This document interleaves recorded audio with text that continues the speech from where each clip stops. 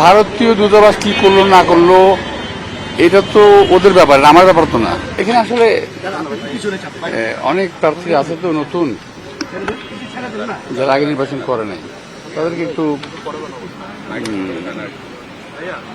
বোঝানো হচ্ছে।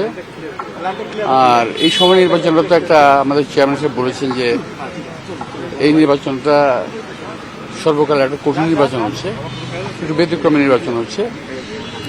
এই ব্যাপারে একটু সচেতন করে দেওয়া, আমাদের কি করণীয় আছে, আমরা কি করব, আচরণ কেমন হবে, এই সমস্ত বিষয়। লাস্ট প্রশ্ন, এটা হচ্ছে আপনারা 272 জন প্রার্থী মনোনীত করেছেন, আরো বাকি আছে, কিন্তু তফসিল ঘোষণা হয়ে গেল, কবে এটা প্রার্থীদের ঘোষণাটা? ওটা চেয়ারম্যান সাহেব ভালো বলবেন, উনি জানেন, এটা আমি বলতে পারবো না। আলোচনা আছে কিনা এটা নিয়ে? না, এটা আমরা বলতে পারবো না, চেয়ারম্যান সাহেব ভালো বলতে পারবো।